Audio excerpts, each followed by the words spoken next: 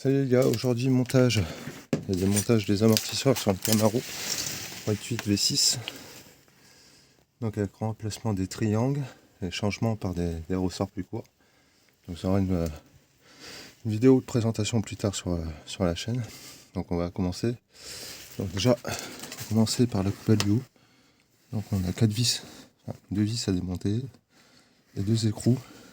Donc c'est du 13 et du 14 de mémoire.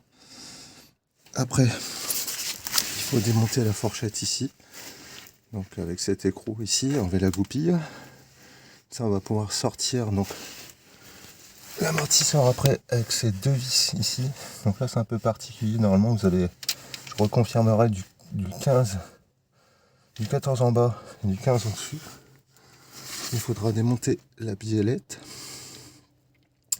Ça libère tout l'espace. Il faut faire sauter donc aussi la tige qui rentre dans la fourchette.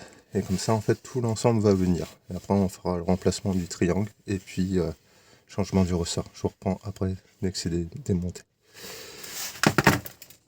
Donc, confirmation, ici, c'est bien du 15. Donc là, je la mets à la fin de la tête de la vis. Et je vais taper donc au marteau. Normalement, il n'y a pas besoin, de l'autre côté, j'ai pas besoin d'arrache moyeu, donc ça devrait aller. Ça va pas être facile. Et normalement, c'est censé venir comme ça. Je vous reprends une fois que c'est fait. Donc voilà, ça donne ça une fois que ainsi. Il faut se mettre debout, prendre un marteau assez gros, comme ça va être bien et taper dessus.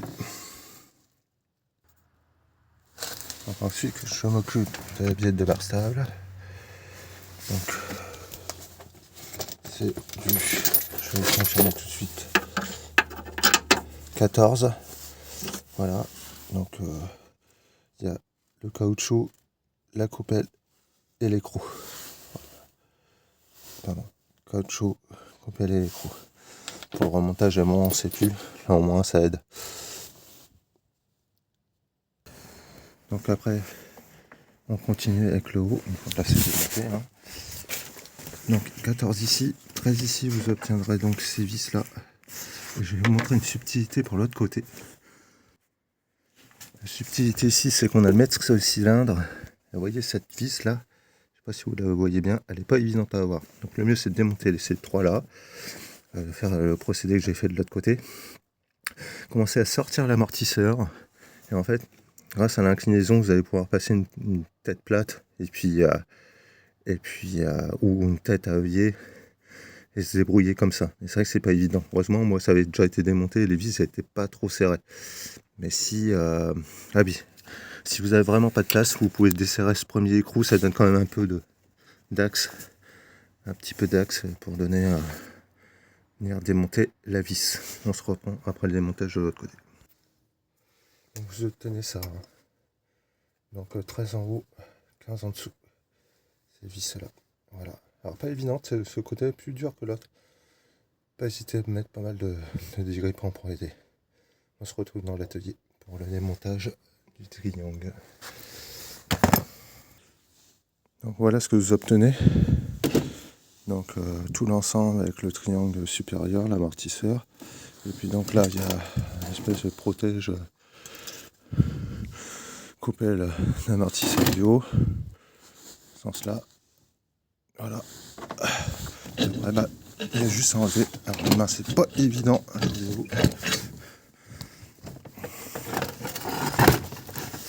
Et voilà, donc vous avez le gros triangle qu'on va changer. Ça me paraissait pas ouf. Et puis on se retrouve pour le démontage de ça. Alors, on se retrouve donc avec 2 vis de chaque côté qui tiennent le triangle. Donc à l'intérieur 18, à l'extérieur du 15. Voilà. Bien mettre du dégrippant parce qu'elles sont bien serrées. Donc nous voilà avec notre nouveau triangle. Alors moi j'ai pris cette marque là, Original Grade. Alors ce qu'on peut constater par contre c'est que ce qui est très étonnant c'est qu'en fait, je sais pas si vous allez voir, mais il y a un poil plus large. Alors il faut écarter un peu les mâchoires du support triangle. Enfin, espèce de truc qui fait en même temps coupelle et support coupelle et de triangle, parce que si vous faites comme ça, j'ai eu le tour sur l'autre, vous voyez, on se retrouve avec un sacré écart, et ça c'est chiant, ça va se régler quand on va remettre les vis, mais là on se retrouve avec un bel écart quand même. Donc ça je vais le mettre dans les mâchoires de l'étau, et puis je vais écarter un petit peu, et pas mal de graisse. Moi je prends ça, voilà, et ça aide bien, vous graissez les scies en bloc, et puis après un peu de force, quoi, du marteau, et puis ça y va. Mais c'est souvent le problème avec les petites marques génériques, des moments. Ça vient de Rocoto, bon, ça fait le taf, mais bon, c'est pas super bien ajusté. Allez, à tout de suite après. Alors, on passe aux amortisseurs. Alors moi je vais changer les ressorts, les amortisseurs sont bons, ont été déjà faits. Donc je suis parti sur des bottes glandes. Marque allemande, d'un ressort court. Donc en moins 30, je vois aussi les références. Apparemment c'est plutôt moins 30 sur les V8 et moins 28 mm sur les V6. On verra après. Pour l'instant j'ai pas vu la différence. J'ai déjà fait le côté gauche et j'ai pas vu trop de différence. Je pense qu'il faut le temps que ça se fasse aussi, que ça se tasse. Mais pourtant il y a une belle diff quand on les compare. Donc comme quoi ceux-là ils sont plus fermes, mais quand on sait le comportement de les F-Body, donc les F-Body c'est les Camaro ces années-là avec les Firebird et les Trans Am, ça tient le pavé une fois que c'est un peu plus ferme, quoi. Mais d'origine ça reste une américaine quand même, quoi. Mieux sur les V8, mais sur les V6 c'est un peu moyen. Donc deux avantages, esthétiquement un peu plus belle, hein. Enfin c'est subjectif mais un peu plus basse, pour moi c'est un peu plus belle, et puis surtout le comportement. Voilà, alors pour faire ça on va compresser le ressort. Il faudra bien faire attention. Ici on a une espèce de coupelle en caoutchouc qui est pas, ma foi, pas super belle, enfin l'espèce de protection intérieure, là c'est la coupelle. Et puis donc on va s'en servir de ce genre de marque, on va venir entrechoquer. Alors là maximum de protection, moi je me mets toujours à côté, je travaille toujours comme ça en fait, comme ça au moins s'il lâche il part pas dans mes jambes ou autre part. Voilà, donc on va déjà décompresser là. Après ici normalement c'est du 13 je crois, je confirmerai. On enlève ici, on le sort et puis on remplace par l'autre. Alors une astuce, parce qu'un truc con qui m'est arrivé de l'autre côté, je remonte tout, je remets sur la voiture, impossible de remettre ici, parce que en fait ça s'était décalé. Votre ressort, ça tourne, et si vous l'avez resserré, que c'est mal mis, en fait, là il faut que ça corresponde en fait si vous voulez les deux extrémités, donc poser comme ça, voilà. Puis, je vais prendre une mesure approximative, hein, on n'est pas, donc je vais dire 3,7, parce qu'après c'est possible de le tourner un peu, mais c'est tellement compliqué que vous allez en chier grave sévère, quoi. Donc voici ce qu'on obtient. L'amortisseur, la coupelle, le support au-dessus, et l'écrou, puis le ressort et le soufflet. Donc comme vous pouvez le constater, l'amortisseur a un côté plus large que l'autre.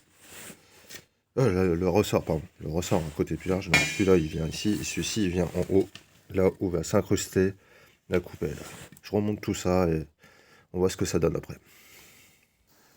Alors pour le remontage, vous serez obligé quand même de recomprimer le ressort malgré qu'il est plus court, hein, parce que il manque un peu au niveau de la tête. Là j'ai remis l'écrou, la sécurité, mais il manque quand même un peu. Donc obligé de le faire. Et puis après rappelez-vous qu'il faut bien que ça soit à peu près aligné comme on a vu tout à l'heure. Donc vous voyez, résultat des courses, hein. La même position de tout à l'heure. Bingo, on tombe à 2. Donc là il faut réussir à remonter à 3,7. Hein. Ça c'est chiant. Donc il faut compromis et retourner là un peu là. Parce que là, à la main, moi personnellement j'y arrive pas, hein. Bon voilà ce que ça donne remonter. Donc c'était du cric, hein, pour remettre l'amortisseur, c'est parce que c'est super lourd quand même. Tout ça c'est pas évident. Puis moi j'aime bien mettre de la graisse cuivrée sur les filetages, ça évite que la rouille arrive avec le temps, et au moins quand vous les redémontez c'est mieux quoi. Voilà. Bon, on va passer à l'arrière après. Donc suite du démontage à l'arrière, donc il va leur virer la clé de Marstable, enfin en partie, donc là c'est du 14, et l'amortisseur, et donc là on a du 22 de ce côté là, normalement de l'autre côté c'est du 19. Voilà, je vous reprends après. Donc, limite il n'y a même pas besoin de démonter ici le 19, le 22 normalement là-bas ça passe. Par contre le fait de lui mettre un peu d'impact dessus avec une clé à choc, ça l'aide quand même à sortir. Mais vous voyez, après on est vachement libre. C'est vrai, là on peut prendre directement le ressort.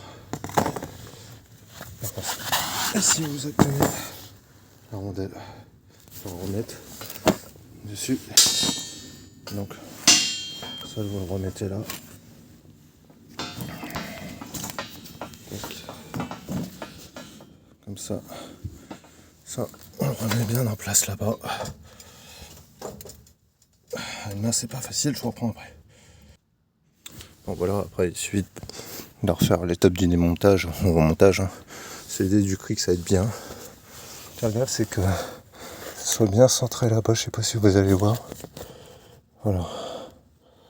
Bien centré là, puis on remonte et puis voilà. Bon, je vous mettrai une photo du résultat final une fois fini. Je vous souhaite une bonne journée, bon bricolage et à très bientôt. Aussi, on est du final du coup.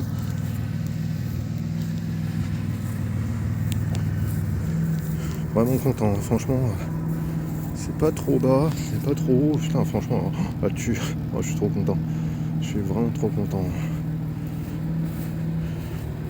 Petite Camaro.